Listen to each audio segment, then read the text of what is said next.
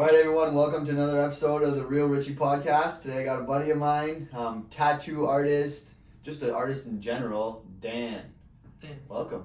What's up, man? How you doing? Good, man. You? I'm good. Pretty excited or what? Yeah, I'm a little nervous, but I'm excited. Oh, it's normal, man. It's normal.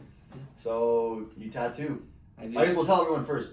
What's the name of your, what do you call it, your shop or your... Studio, yeah. Studio. Cool. It's Lost Lantern Tattoo Company, yeah.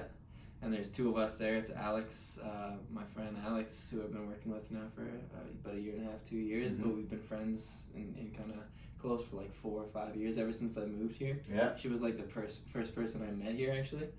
But yeah, without her, there wouldn't be no studio either. So she's kind of an important asset. And that was before we even knew she was going to become a tattoo artist. So that was kind of just fated, I guess. And That's cool. yeah. So now we just run it together, and it's pretty sick. Yeah, well, I spent a couple times, 5 sessions in there. Yeah, a few sessions. So I know you guys pretty well now. I guess you get to know people, right? So Yeah. I feel like we had some bonding time too. For sure. Yeah. So what got you into tattoo? Like I know a lot of people are interested about tattoo. They want a tattoo. They have probably a lot, right? Most people have one now, I guess. Yeah.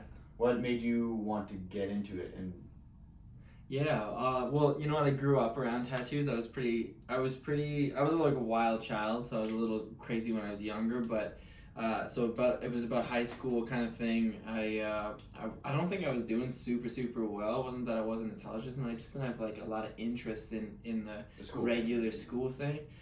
So I think that like the teachers, I was in a really small school, and they were kind of helpful, I think, because they were able to like, in a small school setting, they're able to sort of work with kids more individually, which is really helpful. If it's a big school, I find how many kids were in your class?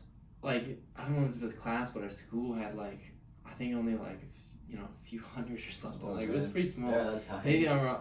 It could be like 600-700 or maybe less. Like, it was a small school, but it's been so long, so I don't know what those numbers are right now. But it was a small school in Gravenhurst, yeah. So, basically what ended up happening was I needed credits, and I ended up going through like a co-op program where they kind of put you in like a practical placement situation. And I started off at a computer shop that I knew the owners of, and they brought me in, but it just wasn't the place for me. And I thought to myself, like, well, where would be the funnest place like possible where I could do this? And partially it was like, where would be the easiest place? And I just was like trying to get through it. And then I was like, well, I've been tattooed. I was 14 years old, and I had like a big piece on my back, like two big pieces on my back, and I had from my knees down to my toe, like that entire leg covered in a sleeve. At 14? Like 14. Yeah. Holy shit, so man. I was really young. It's like 14, 15. Yeah. I was super young. So yeah, around 14, 15 years old kind of thing. I was real young. Yeah, I hope I'm getting the timeline right there. It could fluctuate a year. It could be 14, could be 15 kind of thing. Yeah. So some of it I finished and started while I was actually co-oping there as well. But I ended up co-oping there for like a crazy amount of credits. I asked them, and they were cool with it because I had been tattooed there, and they were like, yeah, sure, if you want to clean up and stuff like that. So I was kind of... This is high school? This is high school, yeah. Like so they let you do a school. co-op at a At tattoo tattoo shop. Yeah, and like tattoo shops back then too weren't like, and I don't want to say anything like bad, you know what I mean? But they weren't like they are today. Like today, my shop is like a family-friendly, like very respectful place to be in and like to work at. Not, I don't want to vouch for every shop, but our shop in particular is like you could bring your grandma there and we're not going to offend her. You know what I mean? But these shops like 15 years ago were like, this isn't a place you bring anybody, like, that you want to, keep like not offended or whatever. Like this was a crazy place. Every day, like, it was pure entertainment, but at the same time, like, Howard Stern type entertainment and, like, kind of messed up things going on. So I was lucky to be able to actually, like, get there, and that my co-op teacher didn't really butt in too much. I think she kind of knew that I was, like, a little bit crazy, but she also knew I was a little bit crazy. She was like, all right, it's a fit, and if it so long as it all goes well, then go for it. So that's where the passion started, I guess? Honestly, I had no idea I was going to get into it. No, I honestly thought... I'd been told my whole life that I wasn't kind of, like, nobody specifically said, like, you'll never be an artist, but they were like, you can't do this, you weren't born with it. Like, and I don't want to put down my family or nothing like that, but nobody went like, you have the art bone, like, let's buy you drawing supplies. Like, so I didn't actually start drawing until I was in my 20s, early 20s. I think it was like 22, 23 kind of area. So there was a big gap from that tattoo artist, like where you did the placement. Yeah. And then when you actually started drawing. Yeah, exactly. Well, what did you do? Why not? Why? Like, what happened between there? So basically, like, I did the co-op. The cool thing about the co-op was it actually taught me a crazy amount of stuff that I actually needed to know for my industry that I would have never knew. But I actually at the time didn't know it would be relevant. As well as it got me interested in tattoos because I had gotten so many by that age and I just wanted more that I would spend more time around it. So it sort of like was this weird, like, introduction that I had no idea would benefit me in the future. So then, yeah, I went on to, I did complete high school. There was a couple of years of fumble in there because of some illnesses I got when I was younger, but I ended up completing high school, and I ended up, I was 21, I think, which is 20 or 21. It was pretty embarrassing. I think it was probably 20. And I went to college afterwards. I had been given scholarships and bursaries, and the first year was completely paid for, and those things I shouldn't have got them. Like, it didn't make any sense. And like, honestly, yeah, I didn't think I should have got them, but I got so many, it was ridiculous. It was like a Christmas day when Why? Like, I have no idea. Apply for all of them? I applied for things that I shouldn't have got. I had like aiming for the top scholarship, the Queen Elizabeth scholarship that was like recurring that you apply through like OSAP, but like I thought it was meant for like, more intelligent kids. Like, I don't know what happened, but they gave me a bunch of stuff. And I went to school for business, and I actually got so super depressed, man. It was like the worst experience of my life. I didn't enjoy college at all. And then I ended up leaving, and I went back to Muskoka, and I started playing music, and I was trying to recover mentally, and just kind of I was exhausted, and I didn't know what to do. And I ended up playing music. So the music was my big passion. It was like I quit school, and I was like, I'm gonna become a musician. Oh, yeah? And then I ended up playing music for a living for a while, maybe like 3 years kind of thing, maybe 2 years kind of thing. It was something kind of... For a living? Yeah, I started playing music. I know you were playing gigs. Yeah, I was playing gigs, like his shows. I was playing like restaurants and bars. Nice. I was hired to do weddings, all these kind of things. And I ended up moving to Barrie, and that's where like I was kind of... My summer was over in Muskoka, and I was like, okay, what am I going to do now? Like, I want to continue this music thing, and the tour is about to leave, so my gig here is about to be done for the winter. And winters are long, so I went, all right, I'm going to move to Barrie. And that was the first move to like a new place that I'd done in a while, like as a mature person. And before you were in Gravenhurst? Yeah, Gravenhurst, okay, yeah. Okay. And I ended up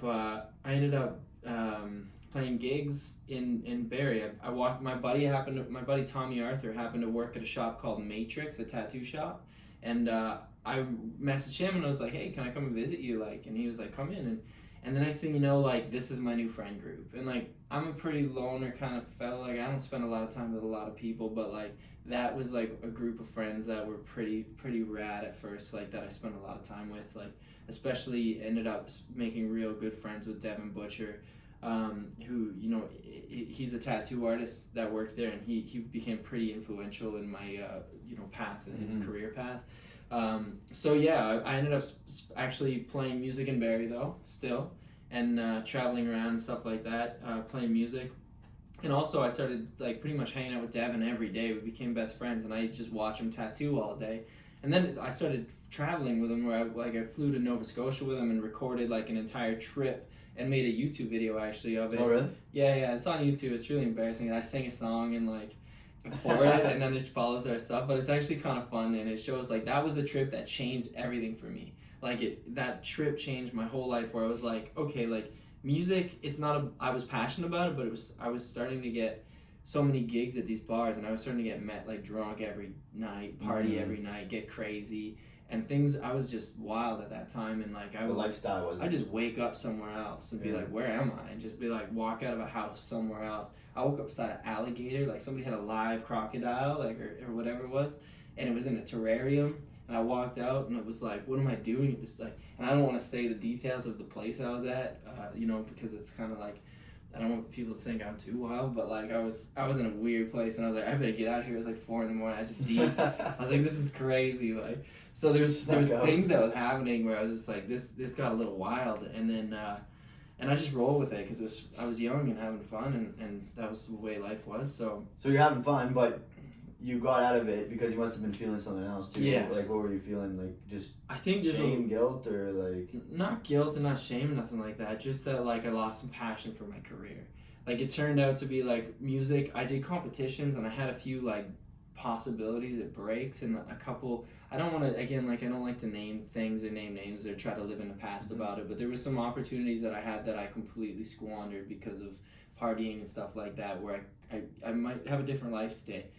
And then I really sort of stopped playing music for a long time, up until like this year. I picked up a guitar like the beginning of last winter. Well, you just put out a song. It's pretty good. Yeah, thanks, man. Yeah, a lot of hits on, you're saying, Instagram. Yeah, it was alright. Where were you saying we should post Instagram, this? yeah. And Instagram, but the TV. Instagram TV, yeah. Yeah, IGTV. Yeah. And yeah, people were super supportive, which to me, like I hadn't put out anything or sung a song really like publicly like that in so long. So, you know, I did a couple open mic nights last winter, but like this just felt different, and it was not a cover, it was like me, and I was happy about that. So you wrote the song, wrote the music? Yeah, of course. Straight from the heart? Yeah, you can tell. With a little bit of reefer. And people, yeah, that helps, man. Creativity, honestly. Like, most artists do. You don't want your artist, like, completely sober. No. It's true. There's a lot of artists, like, well, I listen to hip-hop mostly. Like, I know you do a little bit too, but some of them they do stop smoking weed and they're not as good.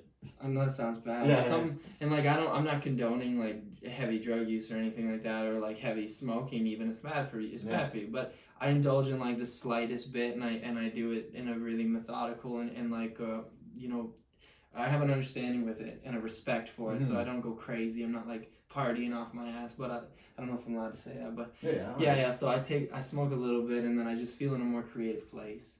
Instead of like being locked and like judging myself for everything, I'm in a place where like I just feel like the ebb and flow of words and things just way better, you know. So I like that.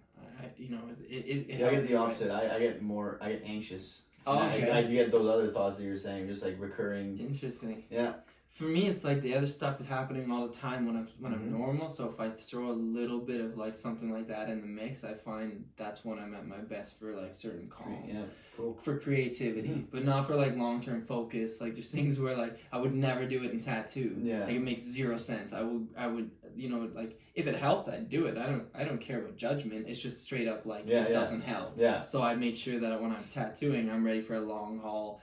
Everything is based on logic when I'm doing my art and stuff like that. But anyhow, yeah. So music thing was what I did basically, and I abandoned it because I think the passion sort of flowed out for me a little bit, and then I decided after that trip to Halifax, like this was gonna be it. Like I'm gonna tattoo. Actually, I hung out with this gal while I was there. Her name was Sarah, and she was like, you know, we were talking about life, kind of, you know, and like what do you want in life, and I just like sort of secretly told her, as like my buddy was tattooing like a like a Luke Skywalker piece on another dude in a hotel room. So things get like after conventions can kind of get crazy because it's like when you're at a tattoo convention, you have professional artists, and then there's the convention time, but then there's what happens after hours, and sometimes it's like okay, all the artists will go party. And like again, like we went and partied. We went and like the whole convention rented like the ship on the ocean kind of thing, and like we went on a big tour. And like the dudes that I met and the people that we were partying with, it was wild. Like and I was a little guy, and some of these guys were like big scary dudes, but they took me in like I was a little brother, and all of a sudden I was just like I was having a blast. Shots. Oh, it was wild. Yeah. And I went like they ripped off like. We went on to this bar. It was like a whole bunch of beer on tap, like 50 beer on tap or something. We went to this other bar, and then there was a musician, and I feel bad for it, but the dudes were like, come on, you're coming down. And then they like put me up, and I was just like, I couldn't control it. You don't say no to like, you know, 50, like 300-pound, bald, scary tattoo guys. Like, you just politely do what you do. So I was like, guitar, all of a sudden the dudes, but you're in the East Coast too, so the people are just like, yeah, man. The guitar, like he didn't care. It wasn't like a mean thing. But all of a sudden, like here I am on stage just performing, like having fun, but it changed my life, and like that trip was insane. So yeah, I was talking to that gal, and my friend was tattooing in the hotel room, and I think I just sort of was like, we were looking through a book, and it was just sort of like trying to get your brain thinking like, what do you want in life, and what do you want out of everything? And I just was like thinking like, I want a job that I can do, like I want a life that I can be happy, that I can be confident, that I can feel like that I'm doing something for people, but also like it's an honest day's work, and like you get out of it what you give. And then I thought to myself that I was super passionate about art. Like I love tattooing, but nobody ever told me I could draw, right? I just had it in my head so concrete that you were born with this, that you had to be born with it. And you don't. And I realized in that moment, like, I think this is what I'm gonna do. And it was kind of stupid, like, because you're going from, again, this belief system where you're like, no, I'm never gonna be able to draw, to all of a sudden being like, I'm ready to just take on this big challenge with no real understanding whether I'll be able to accomplish it. Just that I see people doing it, and I think that if I put enough work in and I study hard enough, I should be able to do this. Were you drawing a little bit at the point where you decided this? No, or you literally nothing. No. Like you're like, can't start from scratch. I picked up a pencil. We flew back like the next day or the day after, and we went back to Matrix, the shop. And my buddy Devin, tattooing super late because he had a wild schedule where he wouldn't show up on time in the morning. He'd just show up at like 5, and then we tattooed till like 3 in the morning. And I just chill because, write music, do something, and I didn't have like a specific schedule, so we just hung out. But I decided, like, there I drew like a rose, and I remember, like, he wasn't mean about it or nothing, but he was kind of like, what are you doing? And I was like, oh, I'm just drawing, and I was super nervous because in my head I'd already now fully 100% flipped over in like a day that, like, I'm gonna do tattoos now. Were you scared that he would feel threatened? No, I'm just nervous that, like, he always and still encourages the music thing. Like, he believes in me as a musician, and I know he respects the art and stuff like that. And he respects my tattooing, but I think he's like a friend of mine deeply, but he's also like almost, I think, kind of a fan of the music, where he's like, your music comes from the heart when you sing it like that, and like, he likes that, and he's encouraging about that because he's more than just a tattoo artist. He's somebody who has an eye for things that, like, come from emotion and come from real places. And so I think he likes me as a musician, but also I don't think he would ever feel threatened or anything. I just think that, like, music was my thing and tattooing was kind of his thing. And then all of a sudden I'm like, it'd be like if he just like started grabbing a guitar instead of drawing that night. And he's like, because I would work on music, he would work on art, and it would be like if I grabbed my guitar and then he picked up a guitar instead of a pencil, I'd be like, what are you doing? Like, that's kind of weird. Like, usually you're drawing and I'm, musicking. But the thing is I wanted to be respectful. Yeah. So I didn't go like, oh, I'm doing this because I want to do this. Can you teach me? The thing that was really important to me was, like, I'm not gonna do, I'm not gonna ask him. I don't want to ask him to teach me. I want to do this myself. Because the thing that I respected the most about people was that they all had stories of how they got into it, and none of them was ever like, I just knew someone who was really good and they just brought me in and I didn't deserve it. It's like, no, every one of them went through fucking hell.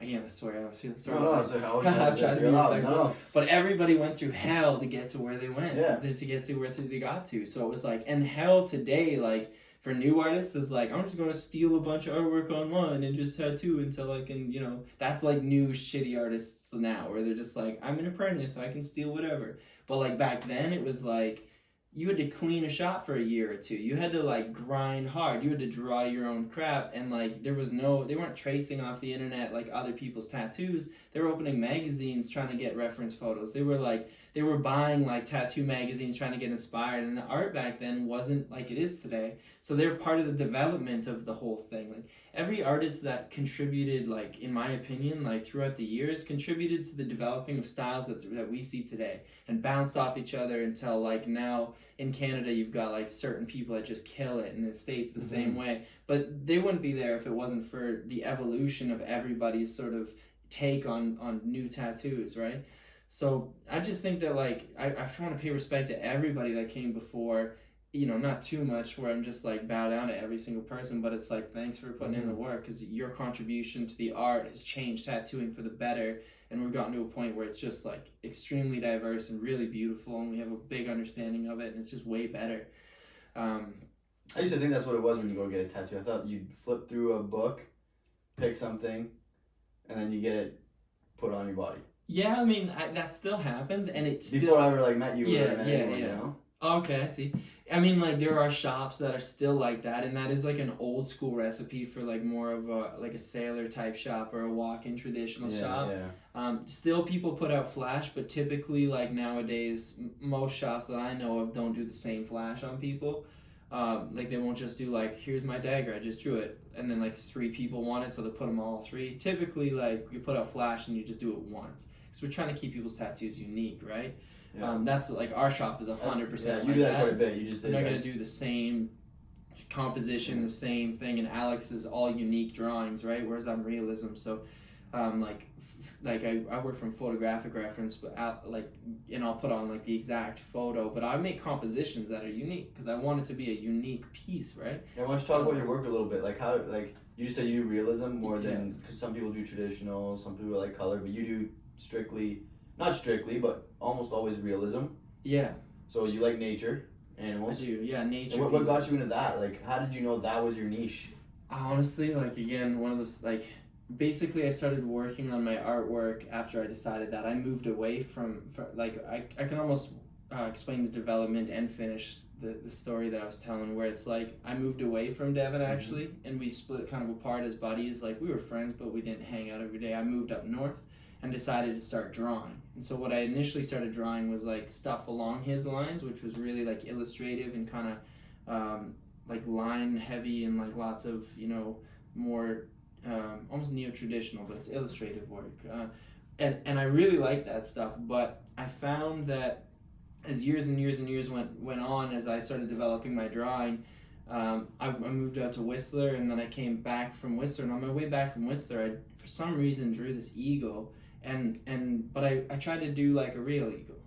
And I wasn't using reference at the time. I didn't understand how to do art at the time, and I didn't understand the process that went into it, but for some reason it turned out good. And it was because I spent hours and hours and hours and hours trying to get it the same. And all of a sudden, like, I realized, like, my brain is really good at, like just doing the detail involved. And, like, I can just see every little tiny, minute detail and put it where it needs to be. And I just realized that, like, I think there are some sort of natural, I wouldn't say natural, but let's say like over the course of your life, some people tend to be more meticulous at things or more organized or more this, and some people tend to be more a certain way, right? And I don't think you're born with that though. I think that is developed. Yeah, 100%. Certain things in your life happen so that you develop that one skill. Absolutely. So I think that, and I agree with that almost 1,000%. I don't really truly believe in nature unless there's a disability at play. I kind of believe that like everyone can really develop what they want to develop in their lives. However, there are a few barriers, and most of it's like nurture. It's like how you grew up. Yeah, I didn't grow up with art, so it's like starting from scratch. Whereas like you don't know that through like age like 1 to 15, if you spend a lot of time around artists and art, you might be like twice as good, or 4 times as good as the person who's never seen a thing right off the hop, because you don't realize you picked up a bunch of knowledge in between inherently, right? So I think that just like for some reason my personality and the things and experiences in my life sort of made realism something that I could just grasp onto. The other thing was I didn't understand when illustrative was really, really good. Like I can see it when it's good, and like when someone else does it and be like, that's really good. But sometimes for myself, it's just like the measure wasn't there, where I couldn't be like, this is extraordinary. Whereas like when I hit realism, it was like, if I did it right, it looked like the thing I'm just trying to draw. And all of a sudden, like, it was extraordinary. You know what I mean? Like, and it was easy for me to be like, this piece is obviously well done. Whereas the other one's like, will people like this? And yeah, some people do, some people don't. But realism is something that you just undeniably are like, it looks like the thing. Like, it's how did you draw that? How did you put that on? So I find it's like you can make it extremely impressive. There's always like an acknowledgeable level of skill that goes into it. And the difference between good and bad is just how much more real yours looks compared to the next. And I find like, I just like that. I don't know. And then you are super good at it. Every time I show people mine, they're like, holy shit, that looks just like a real line. Cool. Yeah. And you know that though, I'm sure. You get it a lot. I'm getting better at it. Yeah, very, very good. I still think there's people way better than me, but I think that like there's also considerations that need to be thought about on skin that I try to.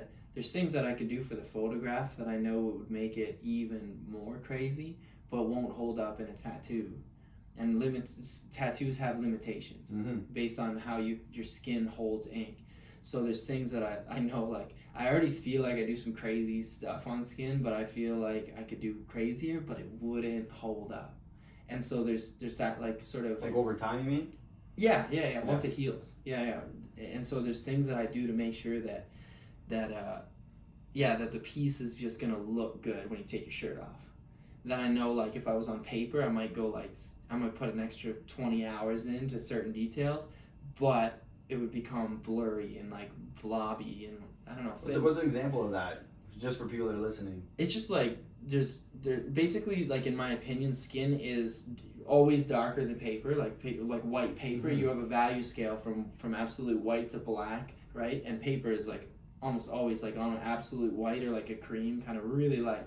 Whereas human skin is actually like quite a bit darker than paper. So now your contrast is limited. So you have like, and depending on the skin tone too, you have people who are super tan, and then you're like extremely limited. So you have to use a lot. You have to use a lot more skin to try to create your white, like the light source in your tattoo, right? So when it comes to certain, there you have to be, if one is limited. So on a piece of paper, I might throw in so much more pencil or so much more graphite in and make it so much darker and so much more rounded and shapely and detailed. Whereas from person to person, I have to be careful how much I do that with, because if I do too much, tattoo's gonna be way too dark. If I do not enough, then it can be underwhelming, and people are guilty of that too. And they, so you're finding this balance between like making sure that your tattoos appear bright and like exciting when you look at it from across the room, but also that you haven't put too much ink that you've lost the contrast, because if you put too much ink and too much detail, now the whole thing is going to look just really dark from a distance. So I want my tattoos, and again, like, it's always a work in progress. You're never going to be perfect. But the idea is like, when you're across the street, if you have a big enough piece from me, people will notice what it is from across the street, as opposed to having to get up close because it's just big dark blob, or that it's so light that you can barely see it. You're kind of looking for that like middle ground. So there are artistic things that I know that I could do more on paper, where I'm like, I could make this quadruple as realistic, but on skin I feel like I have to limit myself. Whereas there are artists that don't, and then the photograph of it fresh looks even more so crazy, but then I'd like to see it healed in a couple of years, and so it's kind of hard, and especially in today's world, because people are doing a lot of tattoos for the photograph, so they achieve a level of respect and fame almost. Yeah. And if you get the photograph and it looks insane, but then like you get the healed a couple of years later and it doesn't, you're doing a disservice to the people around you, even though you're like upping your own career forever. Yeah, because so you're it's a really tough thing, and I see it. It's not like all the time. I don't think the whole world's guilty of it, but I see it on like sometimes famous artists who are just like absolutely famous, and then it's like when you see their work in real life, you're kind of like, oh, that's what it looks like. Okay, like that looks normal. That just looks like everyone else's stuff, except they like edited the crap out of it, or did things to the tattoo that like in the moment that didn't benefit it really, but they tried to take a photograph that made it look outrageous, and then they throw it in Photoshop and like extremely edit it.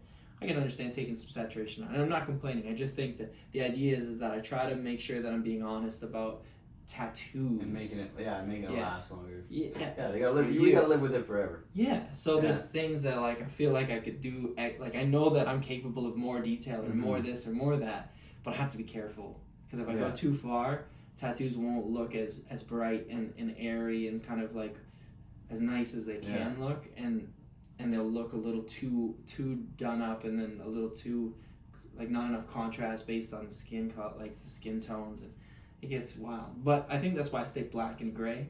I am primarily black and gray artist, so it's got the most contrast. You've got the most dark to light, straight, absolute, like the most possibility for longevity in a realistic tattoo, in my opinion, is black and gray, and using that skin tone, your skin color, as your highlights. Other colors, like real colors, tend to fade out at different rates of speed over the years. So you'll have a color that a green that starts to lose some of the blue in it and starts to turn more yellow. Or, these tones that used to be super soft and subtle, and you'll see it on these like insane realistic portraits, and then I'll see it like in real life 5 years later, and you'll see these like different colors starting to peer out, where other ones, the blends and all the stuff they did that was super subtle and perfect in a painting, aren't holding up in skin. But you got a bunch of color on you, don't you? I know, yeah. But I know, but none of mine's like super realistic. And, like a lot of it was like I was 15 years old, so it's like it's bright, and it's to me it's like I'm not embarrassed about it, but at the same time, like I look like a Toys R Us. It's very colorful. Some people love colorful tattoos, and when I was younger, I thought I was like color bomb. That's what I love to say. I thought it was like really cool to have bright, colorful tattoos. And now that I'm older, I think black and gray just is more mature. Mm-hmm. Everybody that has black and gray, it suits any outfit you got on. I agree with that too. Yeah, I like that too. You look mature. Like your tattoo I did for you, I love it. Like it makes too. you look. If it was all bright and colorful and purples and pinks and blues, and it's like I wouldn't look at it the same. No, I agree. You know what I mean? It's something about it. It's sleek. It looks nice and it's mature and it holds on. Not to knock color tattoos. No, of course. At all. But I'm filled right? With them. Yeah. But like I personally now prefer more of a subtle sort of look to the body. Even though it's going to be completely complex and wild and beautiful, it's still like I find it just complements people better black and gray. Yeah, no, and I agree. It lasts longer. So what was your first tattoo that you got, but also and the meaning behind it? Okay. I don't think I've asked you that yet. I'm surprised I haven't. Yeah. And also your first tattoo that you did. Okay. And how did you feel about it? Were you like, oh shit, this is nice, or were you like, oh man?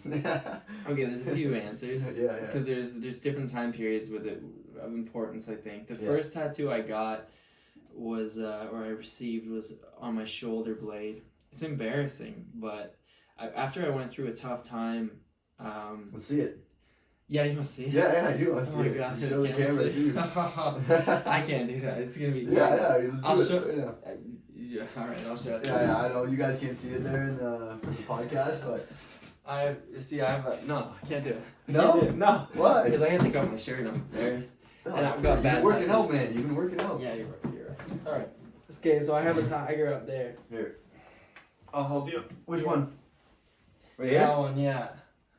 That was it. 14, man. 14 years old. Holy. Yeah. And now that's probably 15, 16 years old. So I'm 30 years old now.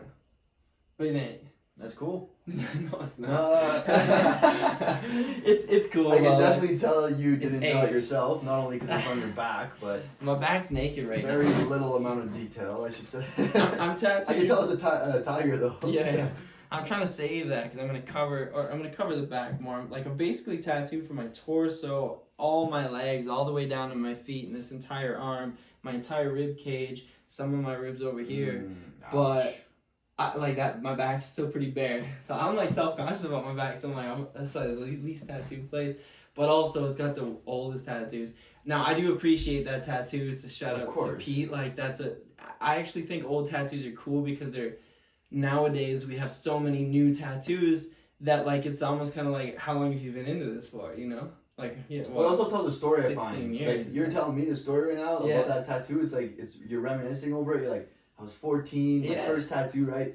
Even though it's maybe not the most realistic one you have. It's none of mine are realistic. No, but it has meaning.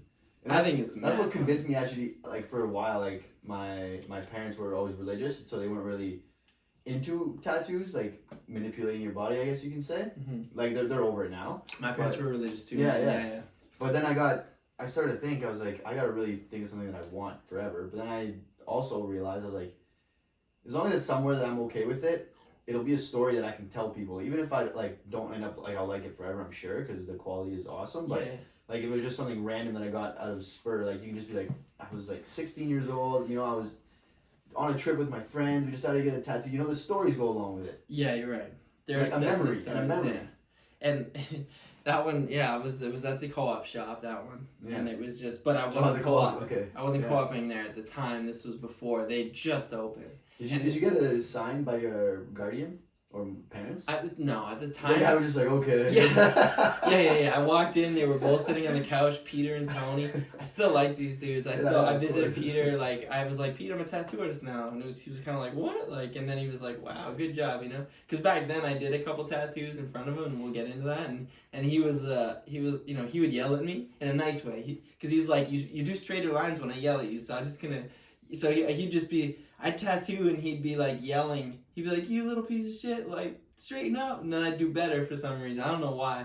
But it was also pure comedy. And it was me like tattooing myself and stuff like that. I had no interest in becoming a tattoo artist. It was just like, you're there, you might as well have fun, once in a while and do something stupid. Jokes. So, so the first tattoo, so I got that one, but it was before I worked there. And I walked in and I saw Peter and Tony and I was like, and they were both, again, like bald, scary, tattooed dudes that are like, like head to toe, like face to everything. And back then it was even worse. Like now Yeah, you see a face tattoo and you're like, oh, whatever. Yeah.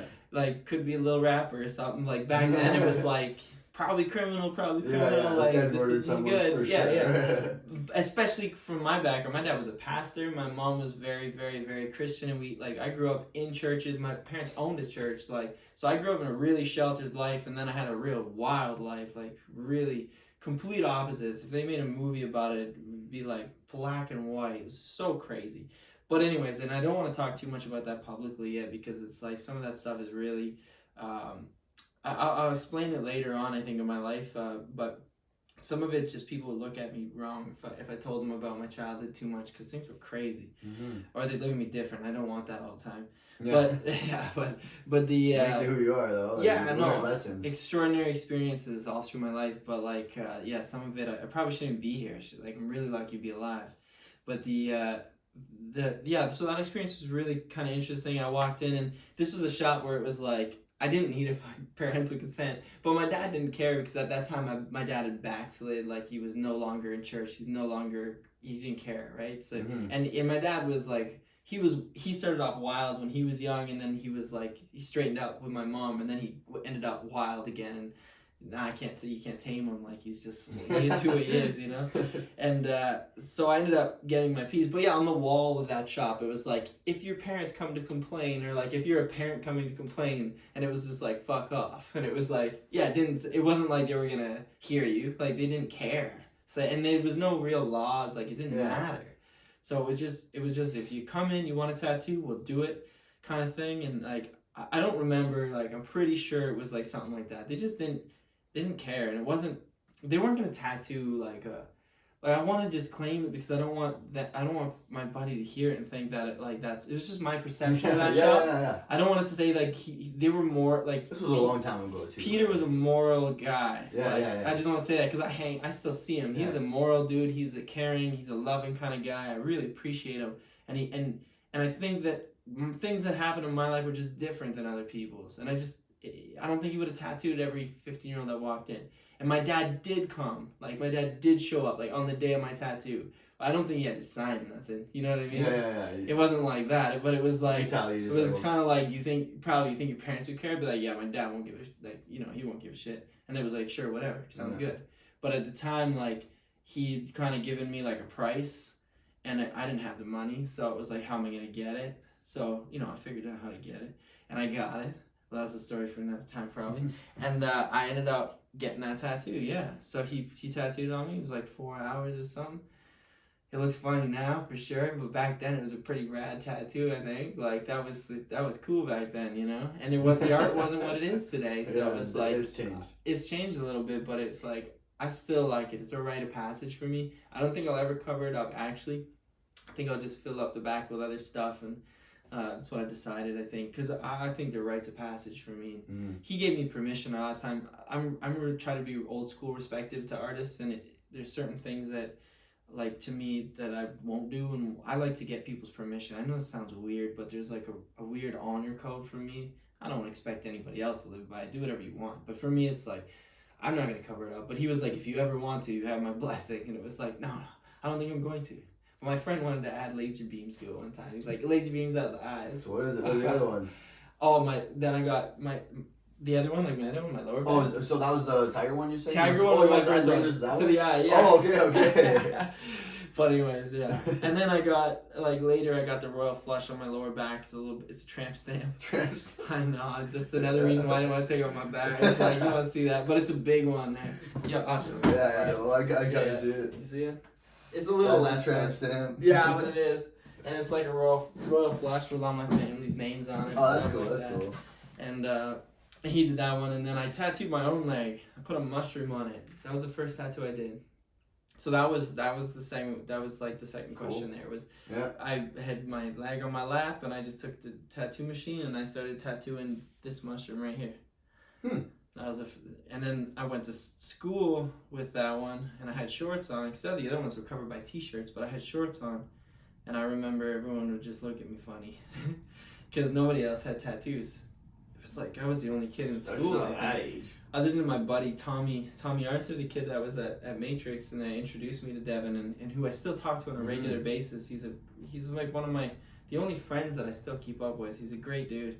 But he had tattoos, but he was at a different school, so we were like buddies. But he had like this big tattoo on his back that said his handle from like gaming or something. No. I don't know if it was gaming, but it was like his nickname, you know what I mean? It wasn't like, Jokes. It was cool. I don't know if it was just gaming. It could have been, there was some other meanings that maybe I shouldn't say, sort of things, I think. But I don't know 100%. If he told the story, it'd probably be a lot different. But the way I perceive it is like that was his like gaming handle / like some other handles that he used for other things. But he had that, and I thought that was a sick tattoo. I remember we were in Toronto at like a really young age at this hotel, and like we were in a hot tub, and like I had my tiger, I think I had my tiger at that time. Maybe I didn't, but I just remember seeing his and being like, "Dang, dude!" Like, you know what I mean? Like he's a 14-year-old, had the big tattoo, that's badass, you know. And so I ended up getting this one there, and I actually tattooed him next. I tried to put a diamond on his arm, and I got so nervous. I feel like I really messed that tattoo up. Like at that time, I was so young. I was so shaky. That mushroom's actually not bad. Yeah, I mean, like, I think it got fixed up. Like for your first tattoo. I think it got fixed up over the years. Oh, I think it wasn't actually. It was when Peter did the rest of my leg, because I did that mushroom, and then he while I was co-oping there, that's when he tattooed the whole foot. So the first sort of. Yeah. I had gotten this one before I started working there, and then when I started co-oping there, I think it must have been like grade 10, grade 9, grade 10, I don't remember now. I've got photographs with the dates on them, so I always say the dates, and I just feel bad because it's like, don't quote me to the perfect degree, but like... I'm sure no one's going to come after you for that. Yeah, every time I say a date, I look back and go, it was a year off or whatever, but... Yeah, I don't have that kind of memory. Some people are just like, I remember exactly that day, and it's like... I can barely remember the years like you. Yeah, it gets a little muddy in there. Yeah. Especially, the party years got a little muddy. But, so that's what it all started from. Those were my first tattoos. Then my first tattoo as an adult, like wanting to get into tattoos, was horrible. And I did it on, I did a couple in Whistler, which was bad. Real sketchy ones. And then I did one on my uncle.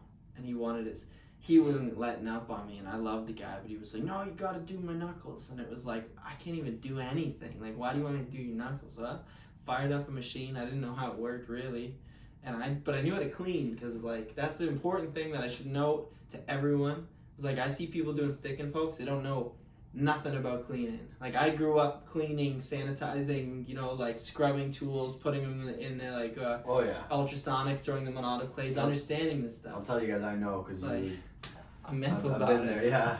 We were supposed to go to the mall after the last session, and I was like, I just left a little bit. I went to pick up food, and then you're still cleaning. Yeah, I can't handle it. I clean things 2-3 times in the same. It's like it's already done, but I can't. I'm like, did I clean it well enough? And then there's no question. I'm just gonna do it more and more and more.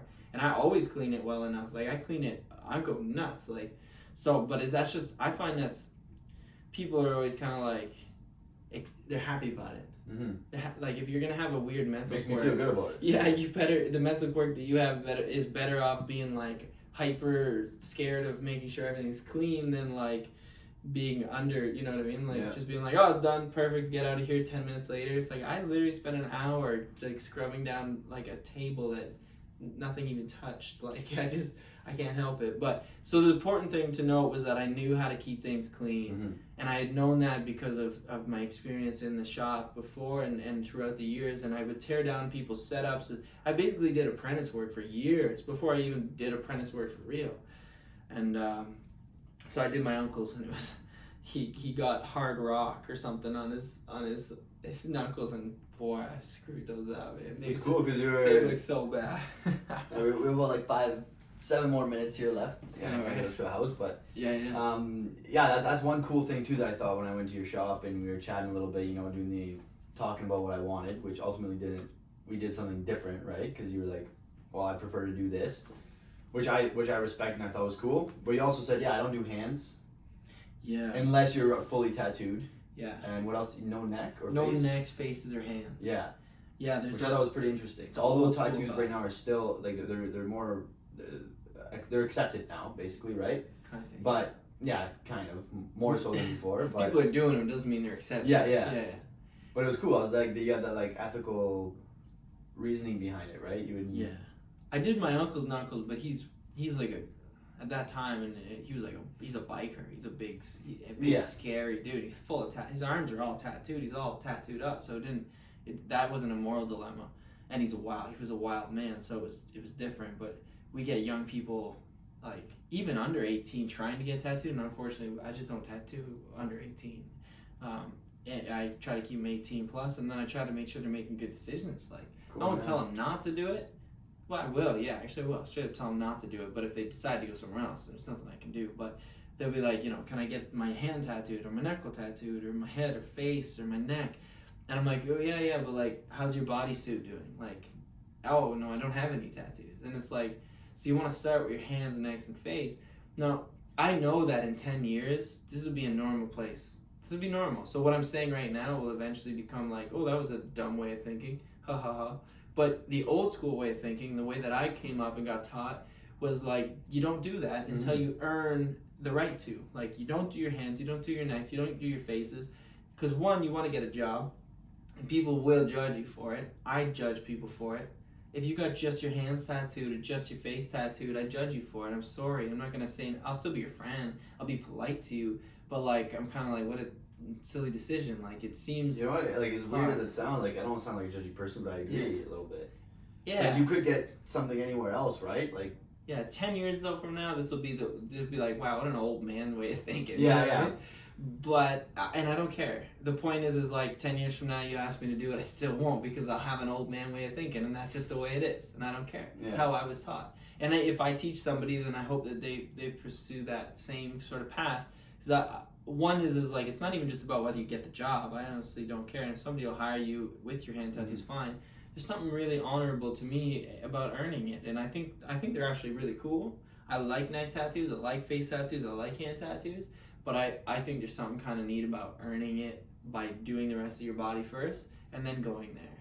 Or being like predominantly covered and then going there, But that being said, like I'm getting more lenient about like, okay, if there's like a little tiny bit poking out on the wrist or something, I'm not going to freak out. But the point is to not do this big old statement with this big growling tiger on their hand, and then they got to try to apply for like some position where they're talking to people and their boss is still 50, 60, 70, some older fella or older lady who's just like, yeah, I don't know about you. And that sucks for them. They don't get the job based on that. And then at the same time, and even if it's cool, but at the same time, when you take off your shirt and like all you have is a hand tattoo, I'm like it just looks, to me, it looks like weird. It's like if you just too hard to get it shown. Yeah, you're doing it a lot of the times because you think it's the coolest thing to do. And then in reality, it's like, in my head, this is the messed up part about it, is everybody else, maybe they think it's cool, but in my head, it's like you took off all your clothes and all you're wearing is one glove, like a Michael Jackson glove. And it's like, come on, man, like, like it's almost like permanent clothing. Yeah. So you start with a t-shirt, or you start with even starting with a sleeve is like boxers. That was old school. Like starting with a sleeve would have been probably 10 years ago considered kind of weird. Maybe starting with an arm, but like I find that's where most people getting torsos. Yeah, I think it's a good spot because it shows, but it's also kind of respectful. Yeah. But like, I bet you old school sailors and stuff probably started with their torsos first and then moved out from the torsos. Or they went straight bicep, you know what I mean? But still hidden because they didn't want it to be shown past the wrist. Barbed wire next. Yeah, barbed wires. Yeah, sailors, swallows, things like that. It's cool, but I try not to do hands, necks, or faces, but mostly like for my own personal thing, but also because when you're naked, you just look funny. Like, just doesn't seem right, but... That's good. You care about them naked. About respectful. I care about you naked. I care about you naked. That's what I'm trying to say.